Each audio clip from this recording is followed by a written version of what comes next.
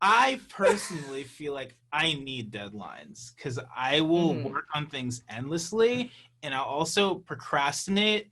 And the worst part is I think if like nobody stops me, I'll keep expanding the idea.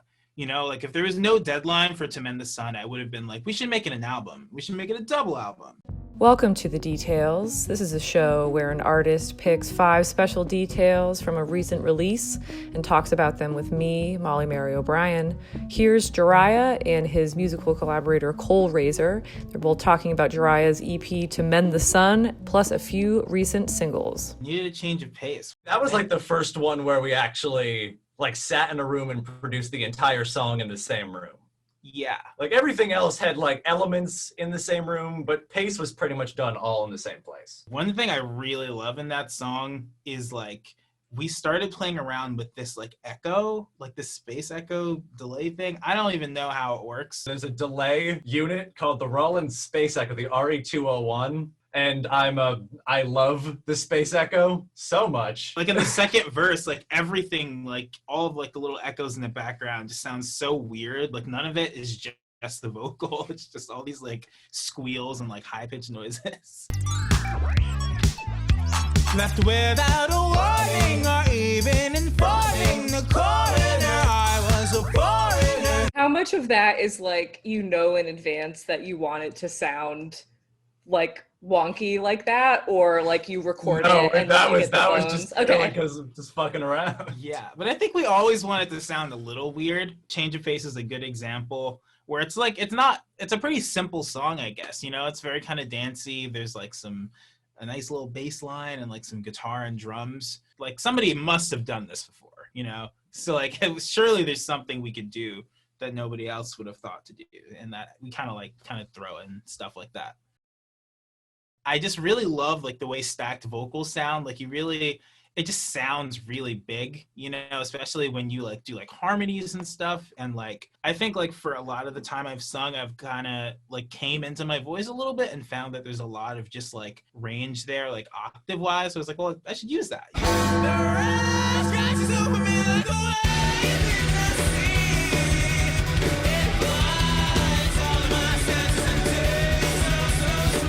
I kind of think of my voice the way I'd like play the piano, you know, where you'd like kind of throw down a chord and I'd be like, oh, I'll just like sing that, I guess. So it's really just a whole lot of just sitting there and recording takes like over and over, like standing like at the other side of the room and like, you know, moving my mic around just to get different sounds. For Knives, I think like at its highest point, there are like 20 vocal tracks or something. That's amazing. On the engineering side of things, and I think you've started doing this with like tuning vocals too, like tuning everything like as a whole. That's true. Like taking an entire bus of vocals and processing the entire bus and not really touching the raw tracks. And I think that also contributes to how big it sounds because it's just everything together being worked on together. There was like a point where I was trying to figure out if I wanted to get like more vocalists. I was like, how can I get it to sound like not just like Jhariah times like 20, you know?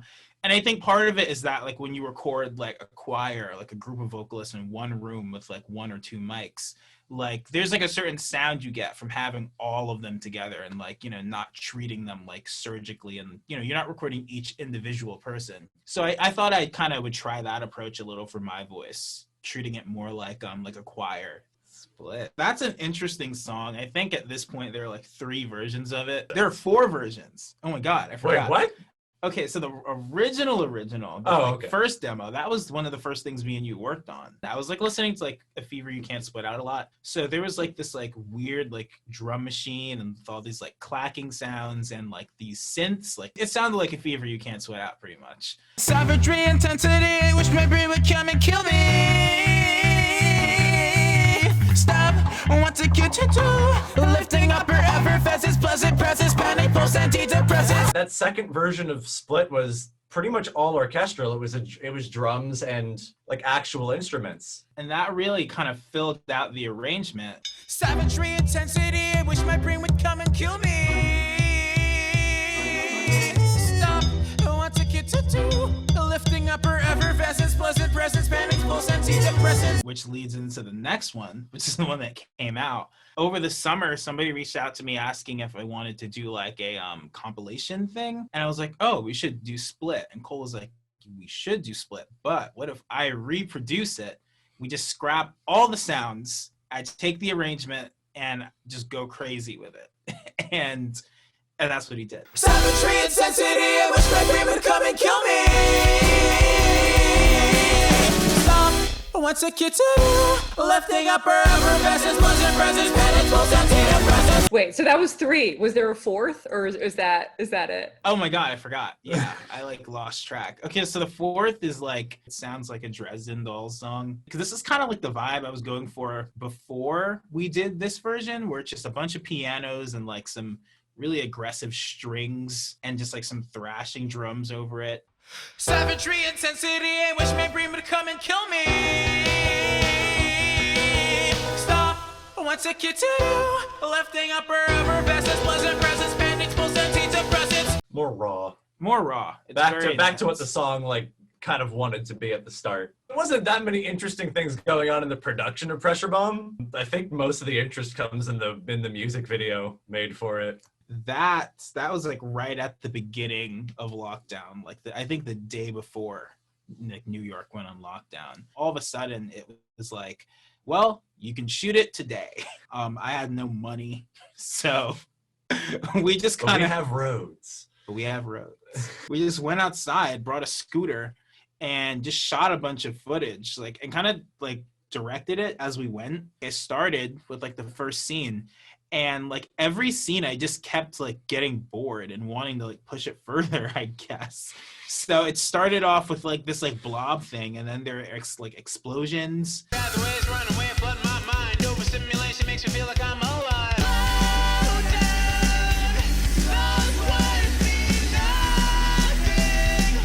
And then there's like 3D animation. There's this red blob that chases me around that I like 3D modeled and then tracked. All of it is tracked by hand.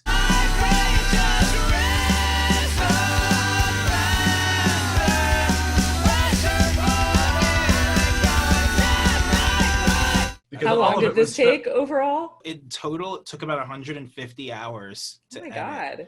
and like animate. And this was done over the course of like from March to July. I don't know why. I just love to make tedious stuff, you know? I just feel like it's so satisfying. And like the further you push it, I think the further you kind of go beyond what like most people would be willing to do. There are even songs I have to like stop working on to do a music video. Like I have this music video coming out soon that I finished before. The song's not even done, you know, but I knew what it was. It's not done now, but I've been a visual artist much longer than I've been a musician. So that stuff is usually, if it's not first, it's at least like kind of like intertwined. To Take for Granted. In that song, there's this like sort of break before the bridge where it's just me and Cole talking. The song cuts out completely and it's silent. And that was, I remember I was recording, I like pulled out my phone, and that was when me and Cole listened to Split for the first time. And I like lost it. Like we were in his apartment, and you know, he was like showing me this thing, like, get ready, like this is it. And I was like, I feel like this is like a reaction I'm gonna want later. So I pulled out my phone and listened to it and just absolutely lost it.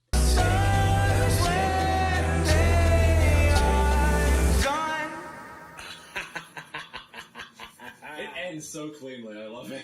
Oh my God.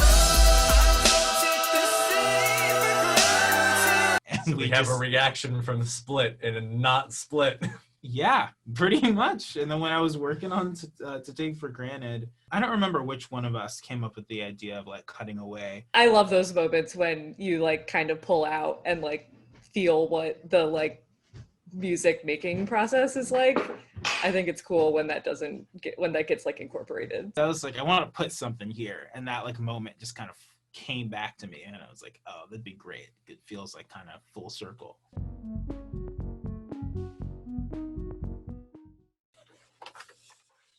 Wow. It's overkill. It's very overkill. I don't Like, know if it's overkill. Imagine like the singer like running on the stage with a guitar and like you're like, oh wow. Like, okay.